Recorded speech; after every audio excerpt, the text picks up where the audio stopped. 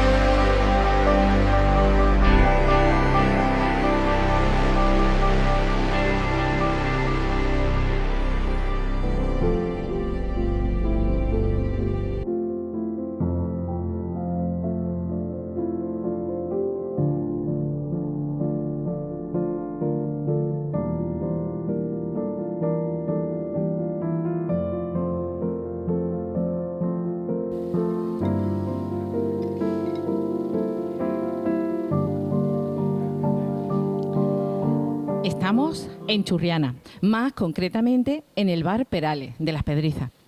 Y hoy he quedado con Juan López. Hola, Juan. Hola, ¿qué tal? ¿Cómo estás? Muy bien. Juan, nos gustaría conocerte más. Me gustaría que te presentaras y nos dijeras quién es Juan López. Bueno, presentarme es complicado. Yo creo que, bueno, Juan López es un vecino de Churriana que nació en el 57, luego podéis hacer la cuenta de ahí para acá, de la edad que tengo. Y bueno, soy alguien que ha trabajado de profesor durante muchos años hasta que me he jubilado y que además me ha gustado mucho el arte y lo he cumplimentado con mi faceta artística, haciendo cosas durante todos estos años. Hay una cosa que siempre he sentido mucha curiosidad. Tú eras profesor antes de jubilarte. ¿Y cómo has llevado el corregir exámenes, el preparar los temas para el día siguiente, el poder pintar? ¿Y cómo has hecho? Es muy complicado. Además, los que nos hemos dedicado a dos actividades a la vez, como la pintura y el trabajo del día a día, vemos que estábamos en desventaja con los que se han dedicado por completo al arte, ¿no? Es complicado porque, ya te digo, tú tienes una jornada laboral, sales por la tarde, cuando trabajas en educación tienes la suerte de que las tardes la tienes libre 3 días en semana. Pero hay cosas que tienes que preparar para el día siguiente, entonces no siempre tienes la posibilidad de hacer el trabajo artístico que tú quieres. Entonces, pues saca tiempo de donde puede. A veces aprovecha los periodos vacacionales y los sábados y los domingos lo aprovecha para hacer actividad artística y el resto de la semana improvisa o hace 4 cosas, ¿no? Una cosa que yo he hecho, por ejemplo, que me ha ayudado mucho, es que yo antes pintaba con el óleo sobre lienzo y el óleo tarda mucho en sacar, huele mal, entonces tenías que dejar las cosas, los colores mezclados, las cosas preparadas de un día para otro y eso pues metía olores en la casa, y era problemático. Entonces, desde el momento en que me pasé a pintar con acrílico, ya quité ese problema del olor de barniz, de aguarrás y de cosas de estas y entonces pues puedes trabajar con más libertad. Pero aún así tenemos desventaja con respecto a los que se han dedicado por completo al arte. Pero tenemos también una ventaja y es de que hemos tenido la espalda cubierta, porque de alguna manera tú has tenido tu sueldo por tu trabajo, mientras que el que se ha dedicado por completo al arte ha tenido que vérsela para poder salir adelante con el arte solamente, que es muy complicado. Es verdad, totalmente. Y además, quien quiere, puede. Es verdad. Has hecho muchísimas exposiciones. Has estado en Canal Sur Granada, en Canal Sur Málaga, en San Roque, en Álora, Ronda, Torremolinos y un largo etcétera. Has hecho exposiciones colectivas, individuales y lo que más te gusta a ti es conocer a los artistas, intercambiar opiniones.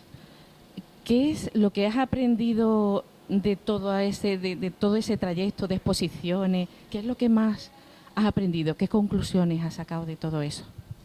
Eso es muy complicado. Yo como dice, he hecho un montón de exposiciones, más colectivas que individuales, pero individuales también en torno a 20 o 25, ¿no? Y colectivas, y entre colectiva y concurso y eso, pues cerca de 100 habré hecho. Lo mejor del mundo del arte es conocer a otros artistas e intercambiar opiniones con ellos. Mira, yo empecé en el mundo del arte, bueno, a mí me ha gustado el arte desde siempre, desde pequeño. Cuando yo iba a la escuela en primaria, a mí me gustaba hacer dibujos. De hecho, otros amigos que eran menos aventajados en el dibujo, pues me decían que le hiciera yo los dibujos para yo presentarlo y demás, ¿no? Entonces, eso me ha gustado siempre. Y después en el bachiller yo ya pintaba, aunque no hacía exposiciones. El hecho de conocer a gente en el mundo del arte, pues te lleva a que tú cambies ideas, a que tú veas lo que hace otro, a que tú adaptes cosas de otro, que no es que tú copies a otro, porque eso jamás debe pero tú ves ideas que le funcionan a otro y tú las retomas para ti, ¿no? Aprende también a descartar cosas que tú ves que no funcionan en otra gente y a lo mejor tú, hasta que no la ves en otro, no te das cuenta de que eso no funciona. Es decir, es un aprendizaje. Y después, el hecho de tener muchos amigos pintores, pues te hace que disfrutes del arte. Es que el arte es otra vida aparte. Eso no es como el que le gusta el fútbol, que está todos los domingos, los sábados y los domingos pendiente del partido de fútbol y está con el periódico, con el AS, con el Marca, con la televisión, con la radio. Pues los que nos gusta el arte hemos dedicado bastantes horas de nuestra jornada al mundo del arte. Entonces yo recuerdo cuando yo tenía 17 o 18 años que yo seguramente era el único que compraba en Churriana una revista que se llamaba Guadalimar, que era una revista de arte. Yo creo que lo compraba en el mercado, allí en el kiosco de Loli. Yo creo que yo sería el único, o puede que hubiera otro más, que compraba Guadalimar, porque yo no conocía más gente que le interesara el arte. Más tarde apareció una revista que se llamaba Lápiz, que también la compraba porque te valía para informarte de las exposiciones que había por toda España, de lo que hacía cada uno de los artistas importantes. Más tarde conoces gente y empiezas a intercambiar opiniones con ellos, te prestas libros, te prestas cosas, participas en alguna colectiva con ellos, entonces va ensanchándose el mundo del arte para ti, ¿no? Y todo eso es un disfrute. Sí, el arte es una forma de vivir, una forma muy bonita. Por supuesto. Y hay una cosa muy curiosa, que tú has decorado un vestido. Cuéntanos, ¿cómo es eso? Bueno, eso es que en Málaga se hizo un homenaje a Billie Holiday, a la cantante norteamericana negra, cantante de blues. Se le hizo un homenaje y lo hizo Suzanne Moncrief, que es una artista de origen norteamericano, de Nueva York, pero que vivía en Torremolinos. Entonces yo la conocí a ella a través de su expareja y demás, y como sabían que yo pintaba, y pues me dijeron que si yo podía decorarle el vestido. Y recuerdo que ella estuvo en mi casa en varias ocasiones, buscó un vestido negro liso y estuvo y lo pintamos con pintura al agua y se lo probó y le quedó muy bien. Y fue uno de los que lució en el Teatro Cervantes en el homenaje a Billie Holiday, que quedó de maravilla. Qué bonita experiencia. Y los carteles, tú has hecho también carteles, ¿no? Yo hice un cartel para la feria de Churriana, yo creo que a principios de los 80 o así, hice un cartel. Y después más tarde, por ejemplo, he hecho para una asociación que hay en Torremolinos, asociación sin ánimo lucrativo, he hecho carteles, por ejemplo, cuando la pandemia, para que la gente utilizara mascarilla y demás. He hecho carteles para una semana de cortometraje, por ejemplo, que se ha hecho durante varios años. La asociación se llama La Falsa Realidad. Entonces, en ocasiones me piden que haga cosas desinteresadamente y yo se las doy. También se hizo un disco de flamenco y república donde yo participé y hice también, en el libreto hice una obra también. Ajá. Qué bonito, qué interesante. No me acuerdo, pero que habrá un montón de cosas por ahí. Muchas cosas. Se nota que te gusta el arte, te apasiona. ¿Y qué nos puedes decir del arte? ¿Qué sientes tú que es el arte en general? El arte es muy complicado y además el concepto de arte ha variado a lo largo de la historia. Si tú miras los hombres primitivos, el arte para el hombre primitivo tenía un carácter mágico, que era pintar a los toros o a los ciervos que ellos querían cazar porque pensaba que así era más fácil. Ese era el motivo por el que ellos pintaban. Si tú miras en la Edad Media, por ejemplo, en la Edad Media se pinta para ensalzar la figura de Cristo, de Dios, de la Virgen, de los santos. Pero eso no siempre ha sido así. Es decir, en el barroco, por ejemplo, también se hace pintura religiosa, pero se empieza a hacer ya una pintura más decorativa y más profana, digamos, ¿no? Se llega al siglo XIX, en el siglo XIX se vuelve a tomar el arte clásico y se vuelve a hacer retratos clásicos y demás. Del siglo XIX en adelante ya no se hace el retrato clásico, el dibujo ya es distinto y la pintura no es clásica. O sea, la pintura clásica muere en el siglo XIX. A partir de entonces pues llega el impresionismo, llegan todas las vanguardias, llega el cubismo, llega el futurismo, llega un montón, llega la abstracción, llega un montón de corrientes, ¿no? Y en cada corriente hay un sentido para el arte. ¿Por qué pinto yo? ¿Qué es lo que yo quiero? Para mí el arte, hay gente, por ejemplo, que pinta como denuncia, por ejemplo, porque dicen que el arte es un medio de comunicación y pintan o hacen escultura como denuncia. Eso es válido, ¿no? Pero yo no lo hago por eso. Hay gente que pinta, por ejemplo, como forma decorativa, simplemente, también es válido. En mi caso, una obra para que para mí sea artística tiene que decirme algo, pero no algo conceptualmente, no que me dé un mensaje como un mensaje, sino que de alguna manera que me mueva la sensibilidad. O sea, que yo me sienta feliz viendo eso, que me cambie el humor, o para bien o para mal, ¿no? Que me mueva mi estado de ánimo. Eso es para mí arte. Y eso a veces lo consigue con obras muy elaboradas y a veces lo puede conseguir con obras muy poco elaboradas.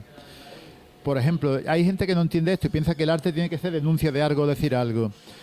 Yo, por ejemplo, no sé de inglés ni papa, pero yo escucho un tema en inglés y puede que me guste o que no me guste. Y a veces hay temas en inglés que me gustan muchísimo y no sé lo que está diciendo, pero me emocionan, ¿no?